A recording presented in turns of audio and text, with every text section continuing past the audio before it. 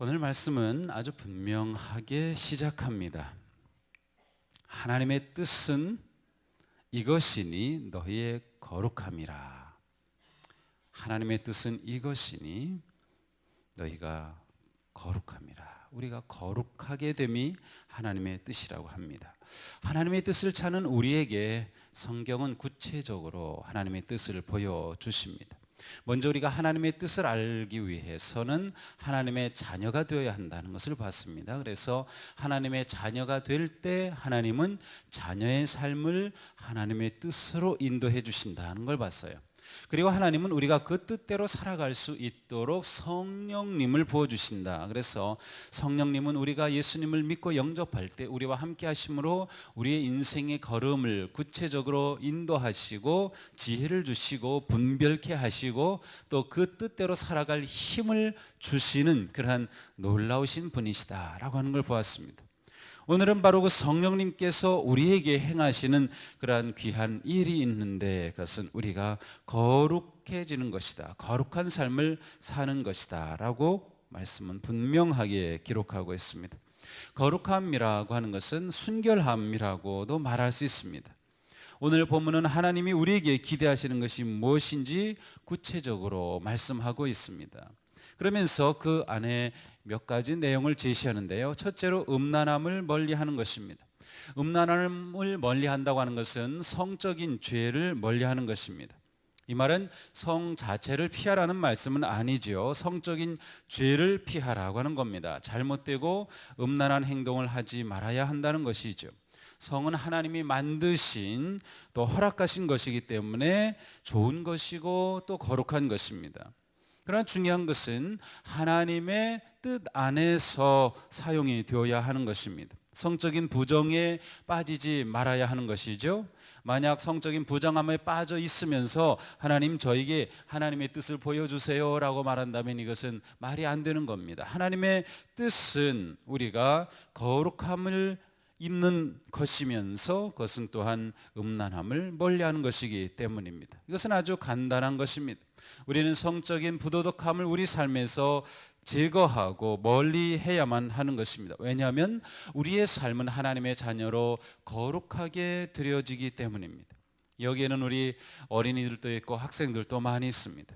여러 가지 많은 영상 매체를 통해서 쉽게 접할 수 있는 그런 음란물들이 있습니다. 그것은 사람의 생각을 파괴하고 관계를 파괴하고 궁극적으로 참된 행복까지 빼앗아갑니다. 음란물을 통해 인생의 행복을 찾은 사람은 이 세상에 수억 명 가운데 단 한 명도 없습니다. 궁극적으로는 참된 행복을 다 빼앗아갑니다. 우리의 생각을 파괴하는 것입니다. 그런 것들은 하나님이 주신 성의 목적과는 전혀 다른 것입니다. 사도 바울은 이렇게 말씀합니다. 모든 것이 나에게 허용되어 있습니다. 그러나 모든 것이 유익한 것은 아닙니다. 모든 것이 나에게 허용되어 있습니다. 그러나 나는 아무 것에도 제재를 받지 않겠습니다. 모든 것이 허용됐지만 모든 게 유익한 것은 아니다. 믿음의 길은 내게 유익한 것, 영적으로 바른 것을 분별해 나가면서 살아가는 것입니다. 그러므로 우리가 무엇을 하든 하나님의 영광을 위하여 하는 것이 매우 중요하다고 하는 거죠. 넘어야 할 선을 하나님은 분명히 제시해 주셨습니다. 그것을 넘으면 안 되는 것입니다. 두 번째로는 우리의 몸을 잘 다스리는 것입니다. 4절에 보면 각 사람은 자기 아내를 거룩함과 존중함으로 대할 줄 알아야 한다. 근데 여기 아내라고 하는 이 히라브 단어, 베슬리라고 하는 이 단어는 아내라고도 번역이 되지만 우리의 몸이라고도 번역이 됩니다. 대체로는 아내라고 많이 번역을 하지만 몸이라고도 번역이 가능한 단어인데 오늘은 바로 이 몸이라고 하는 의미로 이 말씀을 보려고 합니다. 사도 바울은 우리가 우리의 몸을 잘 다스리며 살아가는 것이 하나님께서 우리를 향해 가지고 계신 뜻이라고 하는 것입니다. 이렇게 살 때 하나님이 영광을 받으신다라고 하는 거죠. 우리의 모든 육체, 우리의 모든 존재에 관해서 자기를 잘 다스려야 한다는 거예요. 마음을 다스릴 수 있어야 하고 자기의 육체를 잘 다스릴 수 있어야 합니다. 그래야 우리의 몸을 건강하게 유지하고 마음을 건강하게 지킴으로 하나님의 영광을 드러내는 거룩함의 삶을 살 수 있는 거죠. 우리가 먹는 것도 탐식에 빠지지 않아야 합니다. 내 몸을 위해서 지나치게 명품으로 사치하는 것도 잘못된 것입니다. 우리 자신을 잘 관리하여 거룩하게 지킴, 아주 중요한 것입니다. 이것은 성령님께서 우리에게 주신 절제의 영과도 연결이 되는 것입니다. 자기 몸을 다스림은 절제함과 직결됩니다. 근데 성령님께서 우리에게 절제의 힘을 주신다고 하는 거죠. 그러므로 나 혼자서 어떻게 해보겠다라고 하는 그러한 노력도 필요하지만 더 중요한 것은 성령님께서 내 안에 계시기 때문에 그 성령님이 내 몸에 대해서, 내 삶에 대해서 인도하시는 뜻과 길을 찾아가는 것이 매우 중요한 것입니다. 성령님은 언제나 우리 안에서 우리를 도우시려고 합니다. 그래서 내가 하나님의 뜻에 맞게 거룩하게 내 인생을 하나님의 영광을 위해 살고자 할 때 하나님은 우리를 도우신다. 그러므로 우리는 그때마다 성령님을 의지하고 절제함을 키워야 하는 것이죠. 세 번째로는 욕망을 절제해야 합니다. 5절에 말씀하죠. 하나님을 알지 못하는 이방 사람과 같이 욕망의 세욕에 빠져서는 안 됩니다 라고 말씀합니다. 이 말씀은 세상이 하는 것을 그대로 우리가 따라가서는 안 된다고 하는 것입니다. 세상은 자신의 욕망에 이끌려 따라 살아가는 삶입니다. 그러나 예수님을 믿는 우리의 신앙은 우리의 삶을 세상의 저급한 기준이 아닌 고상하고 거룩하고 영광스러운 삶으로 높여주는 것이 우리의 신앙입니다. 그래서 세상에서 살지만 세상에서 구별된 자로 높은 거룩한 인생을 살아가야 된다는 거죠. 그러기 위해 우리는 욕망을 절제할 수 있어야 한다. 이것은 또한 우리의 중심을 지키는 것과도 연결이 됩니다. 내 중심에 부활하신 그리스도가 거룩한 영이 계시고 그리스도 중심으로 살아가는 삶이 우리의 삶을 욕망으로부터 건져내고 절제의 길을 가도록 도와주죠. 사람이 욕망을 따라 살면서 6절에서처럼 형제를 해하게 되는 것은 옳은 일이 아닙니다. 여기서 형제라고 하는 말은 믿는 자를 말합니다. 여기서는 교인을 의미하는 것이죠. 욕망을 따라 살면 교인끼리 해를 끼치게 된다라고 하는 것입니다. 욕망대로 살게 될 때, 자신의 원하는 대로만 살게 될 때 그것은 다른 사람에게 해를 끼치는 인생이 되는 것이죠. 결국 이것은 8절에서처럼 우리에게 주신 성령님을 저버리는 것이다. 하나님은 우리를 향한 거룩한 뜻을, 선하신 놀라우신 뜻을 가지고 계시며 우리에게 성령을 주심으로 성령님께서 우리 안에서 그 뜻을 깨닫게 하시고 그 뜻을 향해 나아가게 하시고 그 뜻을 이루도록 도와주신다. 그런데 우리가 그 뜻대로 살지 않으면 결국 성령님을 저버리게 되는 것이다 라고 하는 거죠.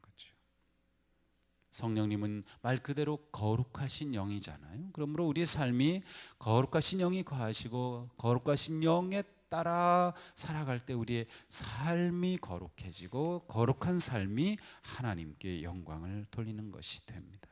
이것이 하나님의 뜻을 이루고 목적을 이루는 삶이 되는 거죠. 사도 바울이 말씀하셨습니다. 그러므로 여러분은 여러분의 지체를 죄에 내맡겨서 불의의 연장이 되게 하지 마십시오. 오히려 여러분은 죽은 사람들 가운데서 살아난 사람답게 여러분을 하나님께 바치고 여러분의 지체를 의의 연장으로 하나님께 바치십시오. 우리의 삶을, 우리의 몸을, 우리의 욕망을, 우리의 관심을 의로운 연장이 되게 하라는 것입니다. 하나님께서 쓰실 도구가 되도록 드리라고 하는 것이죠. 우리의 몸이, 우리의 삶 자체를 그렇게 드리라는 것입니다. 이 검투사들 가끔 영화에 보면은 이 검을 가지고 싸우는 그러한 검투사들을 보면 딱 앉아가지고 이 긴 장검을 싹 닦습니다. 또 이렇게 보고 또 닦습니다. 왜냐하면 이 검을 자신의 병기로 사용하기 때문에 닦는 거죠. 우리의 삶이 하나님을 위한 의의 도구, 의의 병기가 되기 위해서는 내 삶을, 우리의 삶을 거룩하게 지켜야 돼요. 이게 굉장히 중요한 것입니다. 우리의 몸이 어떻게 하나님의 도구로 쓰임받을까? 거룩함을 지킴으로, 거룩하게 함으로, 성결하게 함으로 우리의 삶이 영광의 의의 도구가 됩니다. 그러므로 거룩함이 능력입니다. 거룩함이 능력입니다. 믿는 자의 능력은 거룩함에서 나오는 것입니다. 거룩함에서, 거룩한 삶에서 진정한 힘이 나옵니다. 거룩함은 하나님의 영광을 위해 우리의 몸을 구별하고 우리의 생각을 구별하고 우리의 삶을 구별하는 것이죠. 사도 바울은 이러한 의미에서 디모데후서 2장 20절 이하에서 말씀합니다. 큰 집에는 금그릇, 은그릇만 있는 것이 아니라 나무그릇, 질그릇도 있어서 어떤 것은 귀하게 쓰이고 어떤 것은 천하게 쓰입니다. 그러므로 누구든지 이러한 것들로부터 자신을 깨끗하게 하면, 자신을 거룩하게 하면, 성결하게 하면 그는 주인이 온갖 좋은 일에 요긴하게 쓰는 성별된 귀한 그릇이 될 것입니다. 우리가 하나님 앞에 성별된 귀한 그릇이 되는 것, 귀한 도구가 되는 것은 바로 우리 자신을 깨끗하게 하는 것입니다. 우리의 마음을 깨끗하게 하고 우리의 삶을 깨끗하게 하고 우리의 손을 깨끗하게 하고 우리의 모든 존재를 깨끗하게 하면 하나님이 우리를 구별된 존귀한 존재로 사용하신다는 것입니다. 그러므로 그대는 젊음의 정욕을 피하고 깨끗한 마음으로 주님을 찾는 사람들과 함께 의와 믿음과 사랑과 평화를 좇으십시오.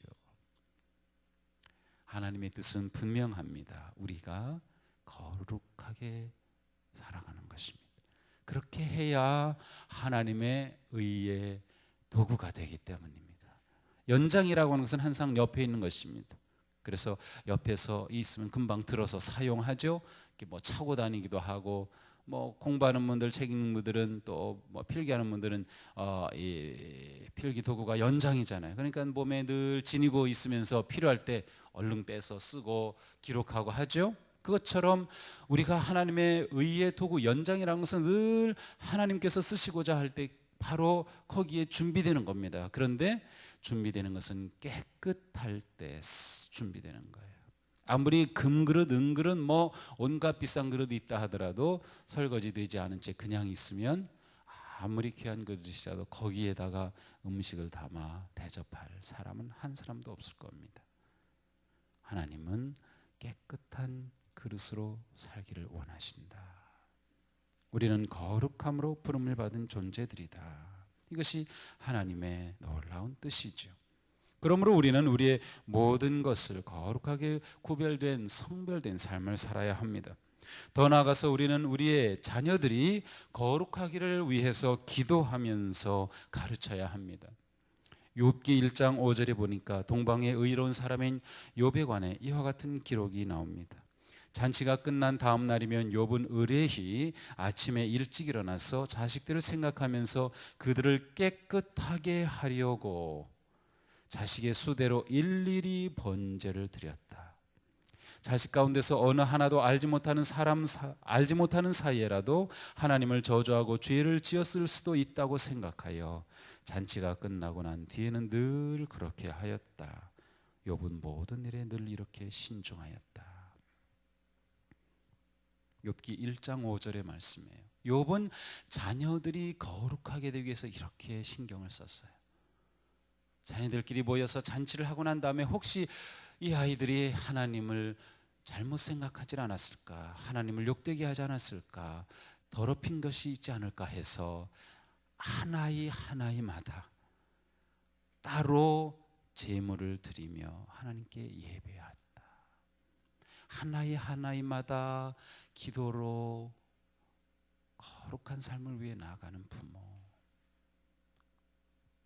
여기에 우리의 귀한 자녀들이 있는데 우리 자녀들이 하나님 앞에 거룩한 자녀들이 되어 하나님 앞에 귀하게 쓰임 받아야 돼. 부모들이 자녀를 위해 기도하고 그들이 거룩한 존재가 되도록 힘써야 하는 거예요. 욥이 괜히 의로운 욥이 아닌 거죠. 우리의 마음에는 오직 거룩한 삶, 구별된 삶을 향한 열정이 넘쳐야 합니다. 그렇게 함으로 우리는 우리 삶에 하나님이 가지고 계신 그 목적과 뜻을 온전히 이루게 되는 것이죠. 거룩함이 능력입니다. 이것은 우리 모두가 올 한 해에도 거룩한 삶을 향해 나아가게 되기를 축복합니다. 우리는 성도입니다. 거룩한 무리입니다. 이름만 무늬만 성도가 아니라 진짜 성도. 요즘 뭐 책 제목에도 나왔는데 성도 본색이 드러나야 됩니다. 성도 본색이. 제가 어제 설교하면서 제자 본색 뭐 그렇게 설교를 했는데 성도 본색이 나타나야 돼요. 그 핵심은 거룩함입니다. 이것은 우리 모두가 거룩한 영광의 빛을 지닌 복된 삶이 되시기를 주님의 이름으로 축복합니다.